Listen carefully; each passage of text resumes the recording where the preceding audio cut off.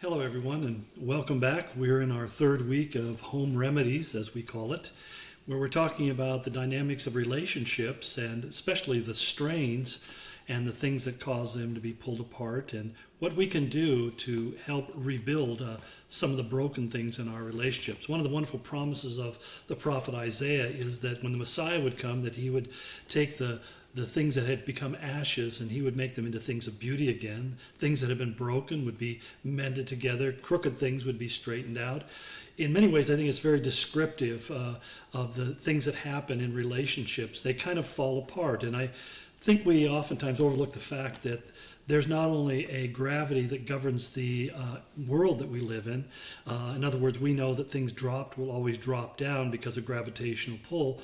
But there's also a gravitational pull on relationships and the way that if we assume that they're just going to maintain themselves by themselves, one day we'll wake up and find, as the Proverbs said, the roof is caved in and it leaks. And sometimes relationships become broken down and leaky because we've just taken them for granted. We just made certain assumptions. Now, I think that part of the reason we think that is because initially when God created man, he created woman, he put them in a sinless atmosphere. In fact, that ties into one of the passages that we've been looking at in chapter 2 of the book of Genesis. The very last passage, the very last verse of chapter 2 reads this way: "And the man and his wife were both naked and were not ashamed."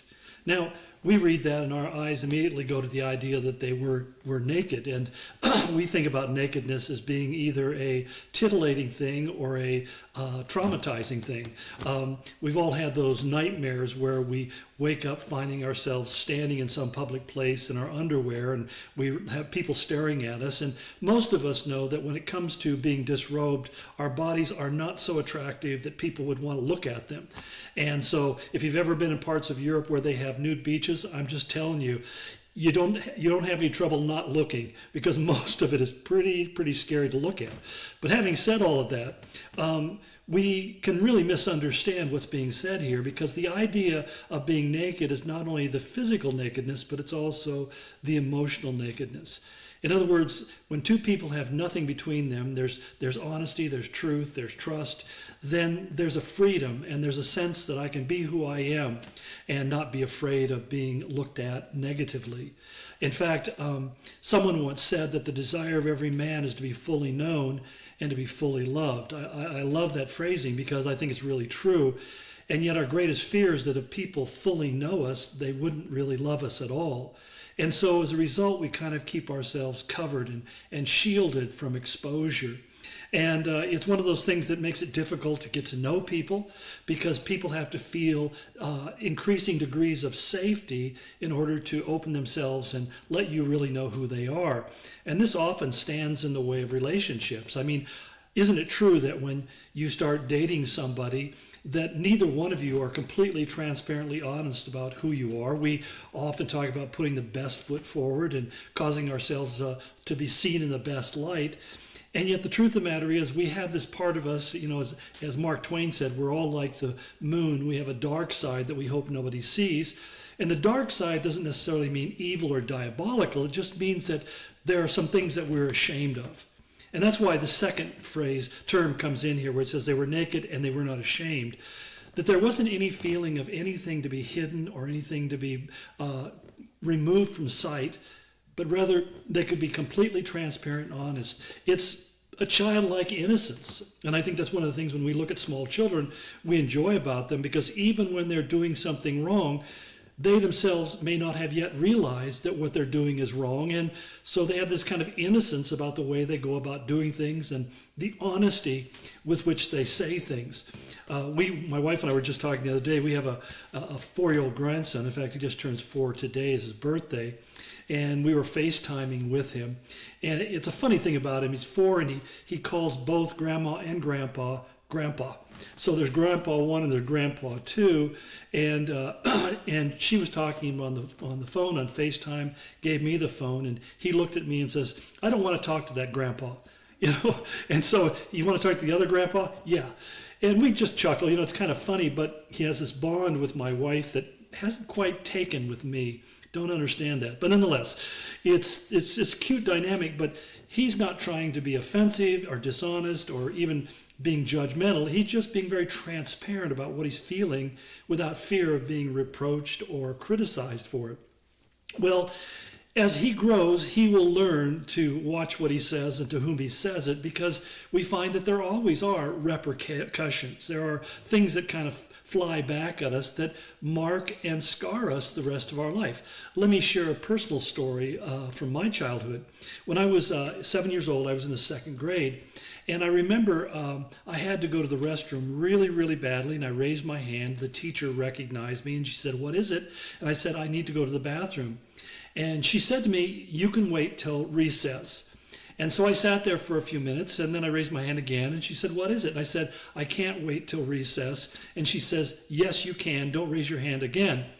And as I was sitting there, all of a sudden, nature took its course, and I peed all over the classroom floor.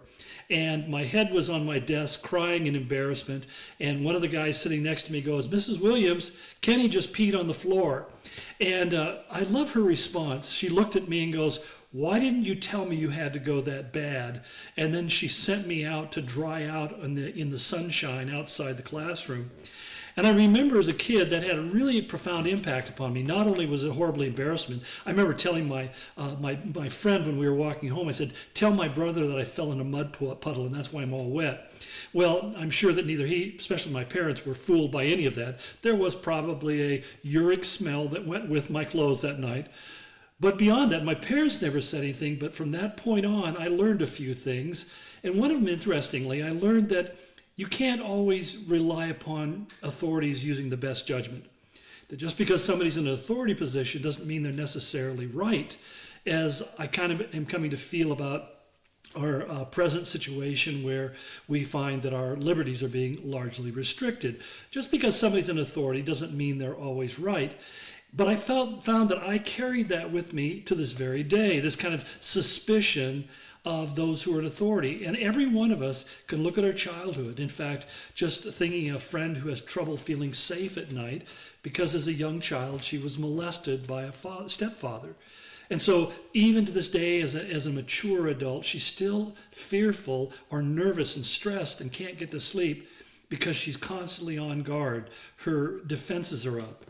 So what we find is we're all damaged by the thing that comes in chapter 3 of Genesis. It's called sin. And sin has some really negative effects upon our lives. It moves us from that place of innocence and that place of freedom that comes with being innocent into a place of guardedness. And most particularly because none of us get it right all the time, we all carry with us certain things that we're ashamed of, things that we don't want to talk about. Even the story that I just related to you, I remember my wife and I were married for I don't know how many months before I finally told her that story. And interestingly, she was the first person in my life that I'd ever shared that story with, because I knew that she wouldn't reject me if I was transparently honest. Now, you may be sitting there and saying, "My goodness, that's silly."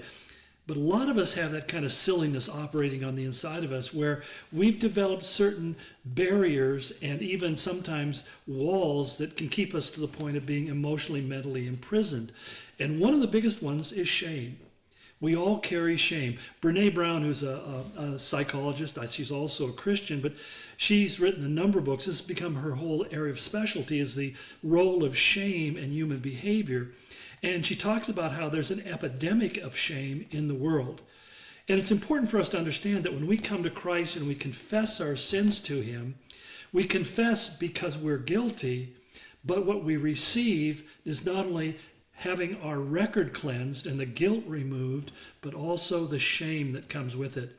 Now, some of us, we believe that Christ has forgiven us our sins, but we're so habituated to feeling shame that we still behave in shameful ways. We still find ourselves doing what Adam and Eve did in this story. In fact, there are really 4 steps that we can follow them in chapter 3 as they enter into a sinful disobedience against God.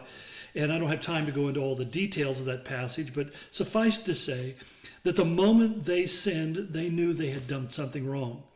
And it's hard for us to imagine that, but think about, if you will, if you could go back that far to a point in your life where it was the first time you became aware that you had done something wrong, that you were guilty of something. I remember for me, I was 5 years of age, and I had taken something from the store. My dad had taken me to what we called the Five and Dime in those days, and they had little toys there, and I picked something up and held it in my hand, and I walked out with it and got in the car, and my dad looked over and said, "Where did you get that?" And I said, "At the store." And he said, "Did you pay for it?" And I said, "No." And he whipped the car around, went back and made me go up to the manager and hand him the toy and apologize for taking it. In many ways, I'm very thankful that he did that, because not only did he point out that I was guilty, but he showed me how to make wrong things right by confession. But nonetheless, we all have these moments where suddenly we realize there are some things that are wrong. And it's interesting, because I've never stolen anything, at least I'm aware of, to this day. Because as soon as that, even a hint of taking something that's not mine enters into my mind, I immediately think about that moment. And there's this voice in the back of my head that says, you know what? It's not worth it. It's just not worth it. Good can't come from sin. And that's what we see illustrated so graphically in Adam and Eve's story, because not only did they come to know good and evil, they'd only known good before, and because they only had good, they had nothing to compare it with. Now they had become like God. They could have a comparison. They knew what a good thing was, and they knew what a bad thing is. And it's the same way when you talk about your relationship. You can look at your relationship right now. You don't have to say it out loud. You probably shouldn't. But you can think to yourself, my marriage is good, or my marriage is not good. My marriage is fulfilling, or my marriage is frustrating. My marriage is gratifying, or my marriage is something that's grinding away on the inside of me, and I don't know how to deal with it. You know, that state of being is called helplessness, and it's really the source of all depression. But we'll save that for another conversation, talking about helplessness and feelings of depression. But it's interesting to look at what Adam and Eve did as soon as they were confronted with the reality of their own guiltiness. It provoked not only an emotion of shame, but that emotion of shame led them to certain actions to try to deal with it. And the first thing is that they made coverings. In other words, they took leaves and branches and tried to cover their nakedness because they were feeling the shame of their exposure. And we recognize that this wouldn't have been a very effective way of dealing with nakedness. Not only does organic material deteriorate very fastly, but the whole point was that they used fig leaves. And if you've ever picked figs, you know immediately why that's not a good idea. They have these little fibrous things on the leaves that get in your skin like fiberglass does, and it makes you itch like crazy, causes little welts and bumps. And then there's this ooze, this foam that oozes out of the stem, which is white in color, but if you get it on your body, it stains it black. And that's kind of the problem. Whenever we try to cover up sin in our life, we almost end up overcompensating in a way which makes it really obvious that we're hiding something. And there's a variety of ways that we do that, whether we boast or we brag or we drop names or whatever it is we do.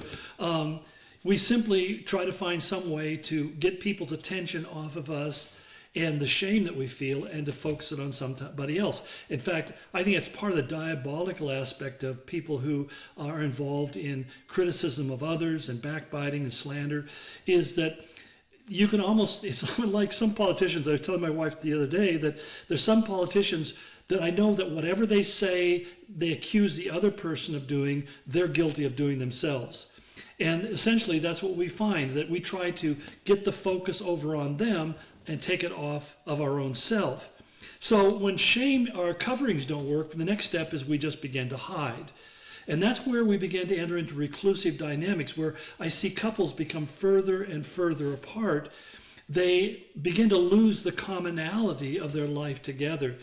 This is one of the reasons why I strongly recommend, weekly date nights and opportunities. Even now, it's maybe a little bit difficult, but to simply go out and get some takeout and sit down in a park or some other place where you don't have the distraction of kids and dogs and pets and fleas and mosquito and pollen, and you can just spend time connecting once again with each other's life. I mean, it doesn't have to be this deep counseling session, just the opportunity to begin to talk about what's going on in each other's life and developing the skill of listening to other people.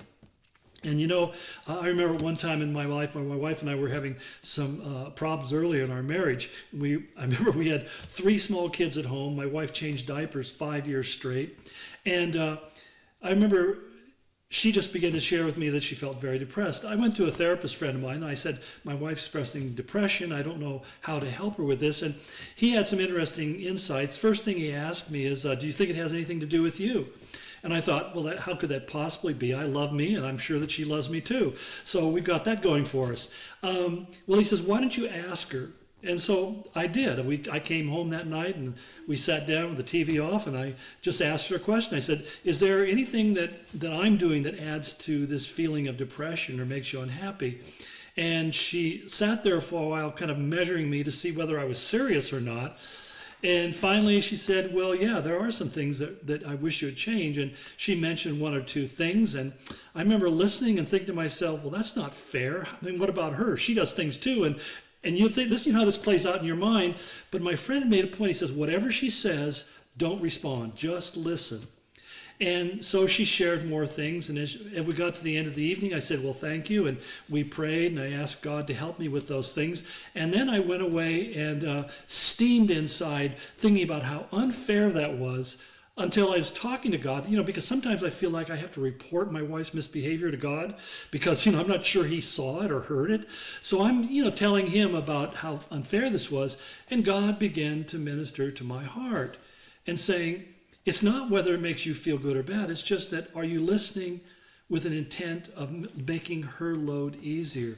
And that was one of those pivotal turning points in our relationship where we began to not just have kids in common or sex in common or that sort of thing, but we began to have a friendship in common, that we began to talk about stuff that was important to us and learning how to listen to each other's fears and doubts and insecurities.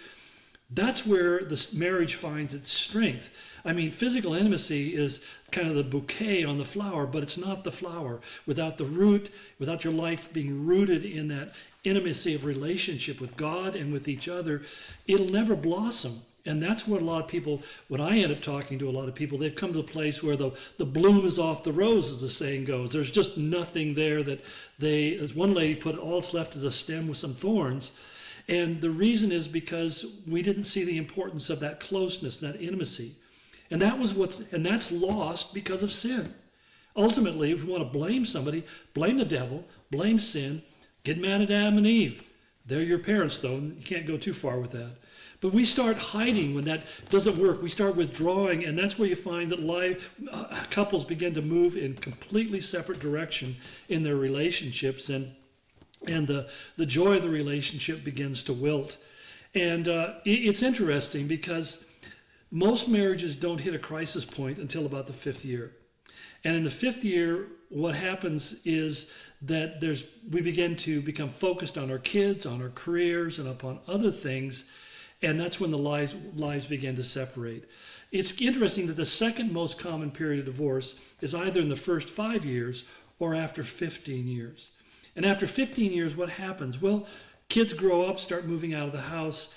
And by the 20th year, if all the kids are grown and out of the home, a husband and wife look at each other in a big empty house and realize they don't know each other. They feel like they have nothing in common. And many times they begin meeting their own emotional needs someplace else.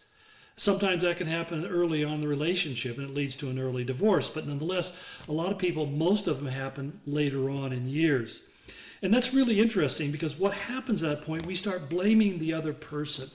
And the blaming is what we call projection. We start saying, it's your fault, or you're not this, or you're not that.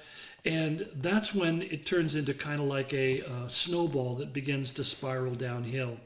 Now, one more point I want to make before I bring this all to a close is there's a guy named John Gottman who formed what was called the Gottman Institute at the University of Washington. And he and his colleagues spent like 35 years studying relationships. And their big question was, they called it a divorce prediction study that they did. If they could watch and view and interview couples, if they could predict before they got married their chances of getting divorced, they thought they might be able to help them in advance, and shared that with a lot of counselors. Well, interesting, they have developed that to a point where it's 90% accurate. 90% accuracy, that they sit down and watch a couple talking with each other, and they do this on video. They put them in a room together and have them have a discussion, and they videotape it, and from that tape, just by looking at their body language, their tone and so forth, they can predict with 90% accuracy whether that marriage is going to survive. And of course, in a prophylactic way, they can begin to make suggestions on how they can avoid having that end result. But it's interesting because they said, first of all, they see the presence of certain things that are unhealthy. Number one, criticism. In other words, they start criticizing each other, pointing out to each other things that they don't like in the other person. Secondly, there's the defensiveness. We see the other person's faults, but we don't see our own. And that's really the dangerous place. When Jesus said, first take the splinter out of the beam out of your own eye before you try to extract the splinter from somebody else's. But defensiveness doesn't do that. It goes on, in a sense, it kind of goes on the attack. It puts out criticism, but will not receive criticism. Thirdly, and maybe most importantly, it said, you can begin to see gestures and comments of contempt. The kind of thing was saying, you've always been this way. Or we roll our eyes, or we turn and we look the other way and don't make eye contact. All these different gestures that basically show we don't have any respect for you anymore. I don't like you. And then there's the idea of stonewalling, where you just won't answer the question. You just keep on deferring and stonewalling the question and changing the subject and going someplace else. Now, they said when they begin to see those things in a relationship before marriage, they can pretty well predict that they're going to end in divorce. But also they said there's an absence of some things in the relationship as well. And those are four things that they point out. Number one, there's a lack of interest in what's going on in the other person's life. We stop asking those inquisitive questions, or so how was work today, and how are things going for you, and how are things at the office, and how did that make you feel? There's a lack of affection. In fact, one study found that couples who spent 6 seconds kissing, nonstop kissing for 6 seconds before they parted for the day in the morning, that their likelihood of divorce would go down significantly, because the unwillingness to kiss another person is often an indication of a discomfort level that you have with them. And it's so subconscious that we don't think anything of it. And you may be saying, well, that's just the way I am. No, that's a protective device, because I know that before you got married, nobody had to tell you to kiss for 6 seconds. In fact, they had to probably stop you from not going on further. So this is something that's sending a message. And the third thing is there's a lack of humor in the relationship. You stop laughing at each other and with each other. You stop having fun together. Humor is so important to letting off the pressure and the steam of life. But keep in mind, we don't laugh at something in front of other people if we don't know if it's going to be funny to them. And so humor is a shared experience. It's a generational experience. And so you need to understand that dynamic as well. And thirdly, fourthly, and I can't even read what my note says. I went off the page. I'm sorry. I forgot what the fourth one was. I've given you enough. Okay, anyway. Oh, empathy. The fourth one was empathy, a lack of empathy. You can see we just kind of do this offhand. It's very evident we're not editing this out. Okay. But empathy is the idea that you really see somebody having pain or suffering or struggling, and you feel for them. I mean, it bothers you. You carry that weight. So that I remember a friend of my brother's one time, a young lady, where she had married this young man, and they went to her father's funeral. And after the funeral, she was still upset. And he said, "Why are you still upset? It's done and it's over." And right away, I knew, even before I was a Christian, this marriage is not going to survive, because he felt no compassion or empathy for what she was going through. Sometimes we become non-empathetic because we're so consumed with our own issues. We get so caught up in all the things that we're dealing with that it doesn't enter our mind to think of somebody else. But that's why you need to have those times when you just get away together and you give the other person an opportunity to talk about the things that keep them awake at night, the things that stress them. And if you can begin to get those things out in the open and feel comfortable with each other in that context, it'll lessen the likelihood that it's just suddenly going to pop up unexpectedly in a reaction of anger or viciousness.